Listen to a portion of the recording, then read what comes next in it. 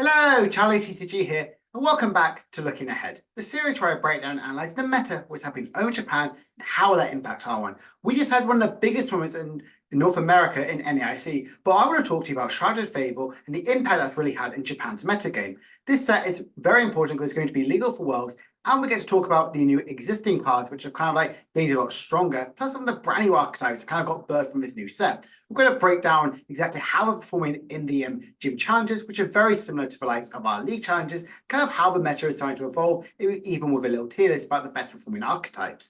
Plus, we'll also go talk about the release schedule for the new Champions Leagues, which could be happening next season in Japan, and what they're exactly going to mean and when you can expect those to be covered on the channel.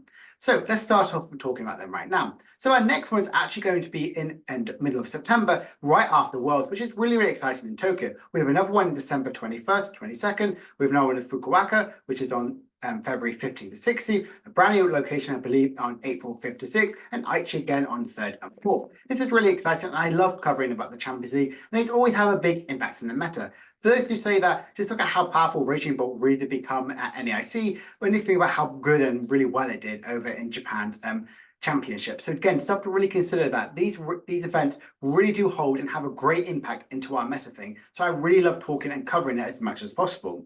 But now let's look at Shrouded Fable and how the impact is really affected. So if we look at these are the best placing decks that have happened in Shrouded Fable in the Gym Challenges, we can see that it's changed a little bit since we saw the introduction of the new format Mask of Change in Japan. We can see that Charizard and Rachel are actually performing some of the best. Raging Bolt, I would say, is very, very fast, very aggressive in a best of one format, hence why it's doing incredibly well over Japan and didn't really gain additional new cards. Whereas Charizard, I think, became a lot better.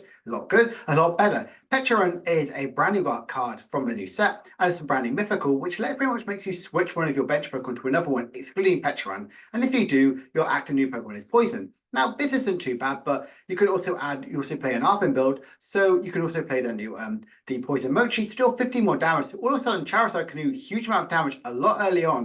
And effectively, if it's poison and your opponents have taken a single prize card, you could effectively be doing 220 damage, which is really, really powerful. And I absolutely love that for Charizard. We can see Dragapult is falling down a little bit to the A tier is there, when the tier 2, it's not performing very well at NAIC. And also I would say in Japan, definitely it's leaning a little bit, and we're more in these big basic formats and not really effectively Dragapult thriving in this one, with Gardevoir and Lugia doing very well. Again, not many new cards really got gained, but you can add some very interesting ones.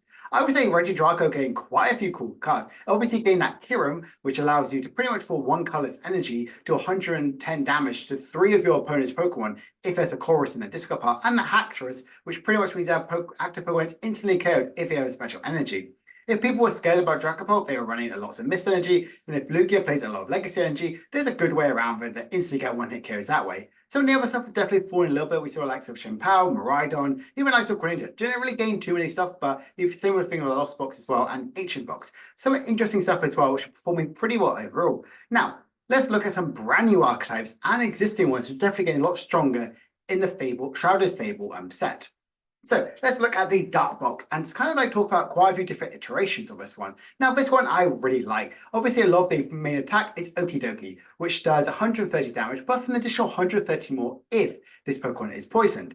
You think about that's 260 damage. Now, that's pretty powerful. You actually poison Mochi, you're basically doing 300 damage for 3 energies. Now, this can be powered up very easily from the likes of Dark Pads or that Janine, which pretty much makes sure that you can Energy Select from the deck to your Dark Pokemon, and you even get to poison them if it is the actual spot. So again, these are some really, really powerful ways for you to pretty much get an Okie Dokie out. It's earlier turn 1. You can get instant switching effect from Petrum, and you even have other 2 really good support Pokemon. Serendipity is really good. As soon as one of your Pokemon is knocked out during your turn, you get to use this ability and draw 3 cards. Again, really powerful. We saw Oricorio to great success, really utilizes. And Monkey Dory as well, which has a decent 190 attack, but he can't attack the next turn. Granted, you have Petra and the switching out. That's also really, really powerful as well. You poison it, you do 230 damage. That KOs the likes of Iron Hands, which is really, really good. And it has an amazing ability, which pretty much makes sure that if it is KO'd, your opponent takes 1 less prize card. Some of the really good support Pokemon, I think Darkrai is an instantly good inclusion, because utilizing so many different item cards, including the likes of your Ace like Prime Catcher, is an instant really, really good for your success. I like the Night Threat Stretcher as well to kind of like reutilize any of your Pokemon as well. And the rest of it is very fast, very aggressive. You're a very heavy item build style deck, and also I would say potentially you could want to have the likes of a Power Pad to really utilize any of your onboard support as well. Now, some of the interesting things as well, there's no likes of Mew or no likes of any really good inbuilt draw factor outside the likes of Serendipity and Greninja. I still think that's pretty good as well. Mew potentially could be good if you are already not going to have that much of a small hand size, but I would say this style of deck plays a lot of very, very aggressive draw supporter. Maybe a Power Pad could be, and a Pokegear could be really good. Right now, this is kind of where I would see the likes of Dark Box, but a few other builds as well, which I want to talk about. There's this one here which focuses on not playing any defense and Serendipity, but mainly focusing on likes of Monkey Dory as another really good secondary attacker. Again, we're seeing very high counts of Janine and even high counts of the Poison Mochi, because it's a really good way to kind of edge accelerate, plus also deal additional more damage. But also plays the likes of a Morpeko and the likes of the Oranguru. The Oranguru, I believe, is the one which lets you move around your tool cards to put it in play, so making sure you're preserving the tool card, which is really good. Secret Box I do like because it's a guaranteed way to get your Janine and not really rely on the likes of a Pokegear or anything like that. And again, we're seeing these very fast aggressive decks, high item counts, and even the likes of Pokestop, which could potentially be the best way to play it. Now, let's also not forget Pincurchin is a really good attack. If your opponent only has one prize card left, you're doing effectively nearly 300 damage, which is also really, really powerful. But again, that obviously could be dealt with a lot more with the likes of Janine and the Poison Mochi, still basically 330 damage into the current likes of Charizard. That's only if you take a one prize KO. That's where I believe Morpeko is a really good way to shine in that style of deck. And the last one we'll talk about here is very similar to like I just talked about, having the Mew and even the Monkey Dory to move around some damage counters. As you know, you're going to be poisoned as well, so kind of like moving around some of these and the damage counters actually could be very, very beneficial for yourself. We're seeing still the Serendipity as another draw factor. We are seeing high counts of Janine, and there's still no copies of Pokegear or even in Pokestop, relying more on the Town Sword to kind of get guaranteed search to get the Poison Mochi. I really like this deck, and I'm really excited to see how this is actually going to evolve in this sort of format. This on paper is kind of being a bit promising, doing pretty well overall, but again, not really going to make that big impact in the meta game right now. I do think this is a very, very fun archetype, and I think the Monkey Dory is also really, really good and really good synergy with this one, making them pretty much being the all one prize attacking option, which could lead it to great success. Now, there's other sort of new archetypes as well that have kind of appeared, and one of them is this really interesting control deck with the Dusknoir. What you don't know what Dusclops does, and Dusclops pretty much means you can instantly one KO them. If you KO Dusclops, you get to put 5 damage counters on your opponent's Pokemon and 5 damage on one of your opponent's Pokemon, or if you do Dusclops, you get to put 13 damage counters. Now this is pretty cool as well, and even can rely on likes of Serendipity to draw additional more cards. Now if you instantly get this way, you can pretty much attack with the likes of your Luxray straight away to 150 damage, 180 damage, which is pretty good. You also get to fuel the likes of your Bloodmoon Ursaluna or Rating Charizard, making sure you can attack them a lot quicker. Now, I don't think this is going to be the absolutely strongest deck, but it's a really interesting way of attacking, spreading out of damage counters and using other attackers which can really utilize on if you're behind on prizes like Luxray, Bloodmoon Ursaluna, even likes of Charizard as well. You can see the rest of the deck as well, really focused on trying to utilize any of your attacking options, like the Dusclops to recycle the likes of Lana, as well as also Super Rod, even having a Hyper Blur as well, guaranteed way to try and find a Dusclops, plus also the Diamond Spots as an inbuilt draw engine as well. Very, very interesting style deck, and generally I could see this work pretty well as well. And this isn't the last time I got to talk about Dusclops, because there's another really unique deck which is really capitalizing on Dusclops, and I think this is a very, very good tech. Plus, Dusclops are doing very, very well expanded right now with a low corner of 90 people, and Dusclops was nearly 25% of the metagame. If you guys love expanding, I will definitely cover it in a future video, but please let me know in the comment section below. Another one is this Iron Bloodmoon, and I find this deck to be really interesting as a really good way of having to get spread damage. For those who don't know, this new Bloodmoon Ursaluna has a very similar sort of attack, the ability to flex of the Galarian birds from Evolving Skies, or Chilling Around, I forget which exactly set they were released in.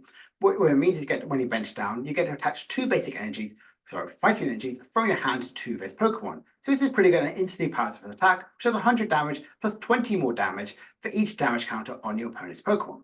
Now that's really good, and that's exactly where it teams up with likes of Ting Lu and likes of Iron Valiant, having multiple switch outs as well, plus also Bloodmoon Ursaluna, means you can easily get these big easy one-hit KOs. I love this because you can also play the likes of Bloodmoon Ursaluna, the regular one, as a very good other secondary attacking option. If your opponent takes ultra prize cards, this is a really good inclusion as well.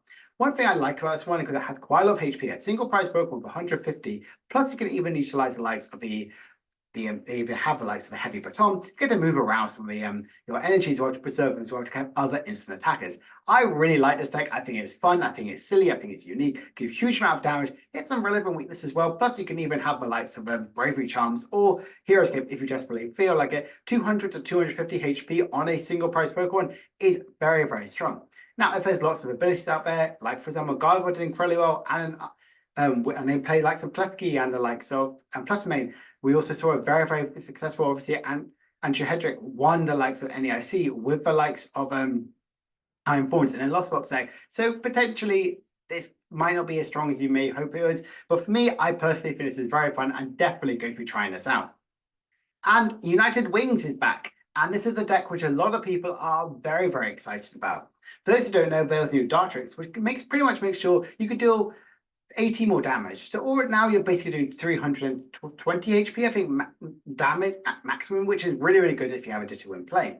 Now, I really like United Wings. I was a huge fan of Night March. I grew up by playing against this one. And this is a really, really powerful attacking option. Obviously, single price decks as well. What I like about this is play some brand new cards as well. Having the likes of the Laypar, which I believe is similar to like trades, so you get to utilize them as well. Carmine as well for the early discard effect, plus also Radiant Charizard as a good secondary attacker in the late game.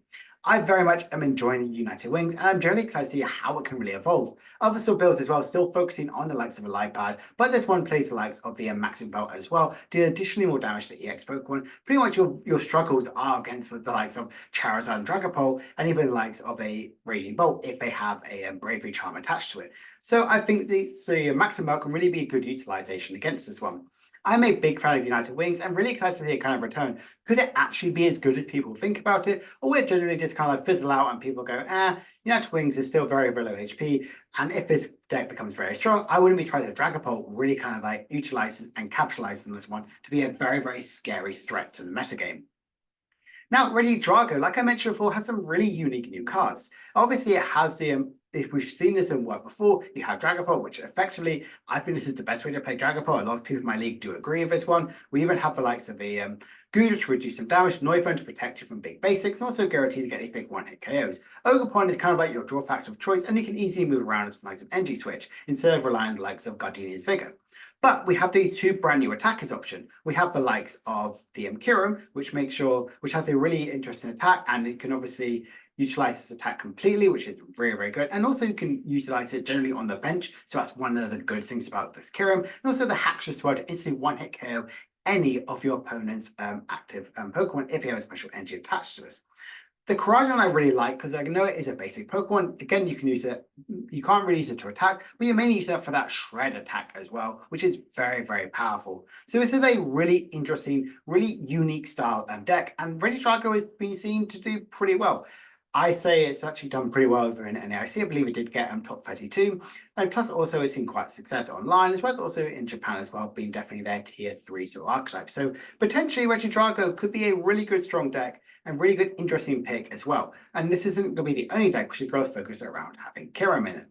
Now, this is a Charizard deck which I was going to talk to you about, and it's super interesting. It has obviously a Petron as well as also the Serendipity, so you have that draw factor plus a guaranteed switching effect, which I really, really like, and that's something that Charizard always struggles with. So having a guaranteed switch makes your control matchup a lot better. The Zerosic as well is really good for controlling aspect on your opponent. The Kirin as well to do additional damage, plus guarantee another switch as well. Plus you also have the likes of a Power Pad as well. And this is the card I said, the Poison Mochi as well, to do additional 40 more damage if you are poisoned. So that's doing 220 damage instantly. Going second, which is really, really strong. You can instantly KO the likes of the Shimpow's and Miraidons, which I was actually going to do very, very well in the new sort of meta game. I really like the control aspect. You have the Churi, you have the Zerosic. So this is definitely focusing on Charizard going with, I'm playing against control, well, I can now officially beat you. So I really am a good, big fan of this one. Playing the Radiant Serena instead of like some Radiant Charizard is definitely an interesting pick. I think the healing factor is also really good, but I do really like the likes of Radiant Charizard because even if it has a Poison Mochi and you get the poison, you could do 290 damage. So you see KOing some very, very big and V-star Pokemon. I think I would definitely more value that overall. A big, big fan of this new Charizard deck. Could this be the best way to play this one? I don't know, but it's already seen very, very big success over in Japan. This one as well, it's another very interesting build. Not relying on the pitch up, which we've seen in lots of things, but relying on that Dusclops.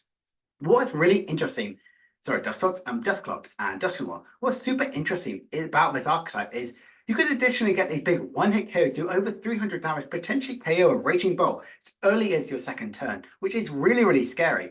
If you think about it, use a Dusclops to instantly knock out one of your opponent's Pokemon, knock this Pokemon out, your opponent takes a prize card and put 5 damage counters on the opponent's active Pokemon. You're basically effectively doing an additional 70 more damage with that 5 damage counters plus additional, 80 more damage. Chuck a Defiance Bound, that's 110 damage.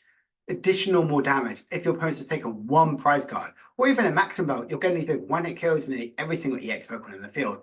That is incredibly scary. This is very much a combo-centric archetype, and it could really put the threat on your opponent's Pokemon going, I don't want to take too many prize cards, because effectively you could like spread some damage around there and then instantly get some KOs whenever you feel like it.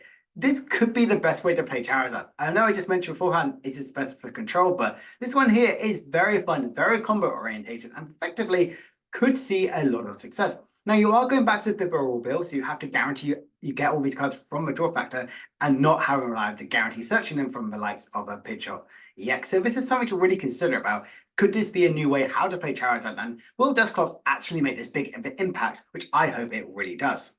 Now, Gardevoir, I wanted to talk about this one purely in the fact that it was really, really funny. It was against a Lost Box deck, which I do believe did play Manaphy. It did lose. What does Gardevoir do? Just add Kyurem. Add Kyurem, and also your Lost Box matchup is so much better. Don't rely on Jirachi, just add Kyurem, and I don't believe they've really played Manaphy in most of their Lost Box decks. So effectively taking a 3-prize turn with a single prize in the active spot is very, very scary for any of your opponents to deal with. Chucking an Unfair Stamp as well, if you were to get them to 2 cards and effectively take 3 prize cards that way, it's really, really scary. Also, a really interesting thing is they are playing a 2-2 split of an Arven and Irida. Irida, I believe, is pretty much so you can guarantee searching way to get your Manaphy as well as also your Greninja, whereas Arven obviously gets your TM Evo and any sort of item card you might potentially require. I'm a big fan of this deck. I think Gardevoir is going to get instantly better. And so, you know, I've done a big mastering video, and I 100% know that I didn't realize how powerful Munkidori really would be in that video, so I'm definitely fully aware, but I'm always so grateful that you guys really are enjoying my mastering videos. So again, if Gardevoir is really scared of Lost Box, could Kyurem be the answer to that problem? Raging Bolt did gain a few new interesting techs. Obviously, the Serendipity, which is really good, even in the mirror match as well, guaranteeing them it's a way to get 3 cards, not relying on having a very, very small hand size to rely on like some Mew, but also Bloodmoon Ursaluna. You're always going to be picking up energy from the Discard pile, from the energy retrieval, and also finding out from Earthen Vessel. So having this as another attacking option could be a really good single price attacking, and it could deal additional more damage if a Raging Bolt ends up missing an attack. This is a really interesting way how Raging Bolt has been adapted, and I think it's really good. We saw the likes of Galarian Moltres, even likes of Galarian Zapdos really be utilized in certain archetypes to really flood the board with lots of energy. So I think this is a really interesting way and good way to potentially play Raging Bolt in the future by having a really powerful secondary attacker, which only gives out 1 prize card. And Lost Box as well has kind of gained a few new tricks. The Serendipity to kind of get some additional more cards, especially in the early game, which is really, really strong. I really like the Jamming Towel in this deck, stopping the likes of the Poison Mochi, which is seen in a lot of decks. Make sure that the opponent can't take easy prize cards against the likes of a Bloodmoon Ursaluna and the likes of Iron Hands. And you can be shutting down any of the and the mirror match also shut down like the rescue board. Plus, also having the Night Rescuer, I really like this one to kind of like guarantee to get other sort of attacking options as well. I think Lost Box is still in a very good poised position in the new format, and I think some of these new cards could definitely elevate it to be a little bit stronger where it is currently. So now looking ahead, we've kind of seen some of the brand new archetypes and other techs enough for the deck. We've seen the likes of Night Stretcher and even the likes of Serendipity appear in lots of different archetypes, or even the Petrin with the Poison Mochi to guarantee to additional 40 more damage could actually be a really, really strong sort of tech. Now, are any of the new decks going to actually make an impact? I'm a big fan of the Iron Thorn is Bloodmoon Ursaluna. I think that's a really unique deck, and I can't wait to try and test it out, especially going into Worlds. But also, it's a dark deck actually as strong as people think about it. We've seen it done pretty well, but is it going to be as strong as people really think about it? And its United Wings, can that keep up, or does it get absolutely obliterated from the likes of Lost Box or even the likes of Dragapult as well? And can Raging Bolt keep up? We've seen it do very, very well in Japan. This one and Charizard are one of the best decks right now being performing, and can it actually keep up? If we are going to be huge, big basics, we could have the also dish out these big one-hit KOs. Can Raging Bolt still keep up, or will it just be replaced by another huge big beat stick of basic state of 2 prize liability? So, hope you guys have enjoyed this video. If you have, please make sure to like, subscribe, and comment down below what new archetypes from Shrouded Fable are some of your favorites, and what pick do you actually want to start testing. I'm going to be back in a few days talking about NAIC. I'm waiting to the full results, kind of talks about it, talk about some of the new archetypes and some of the new surprising decks like Shenpao and likes of Dusclops doing incredibly well, and the very dominant 6 Gardevoirs in top 8. So, I'll see you guys later. Bye for now.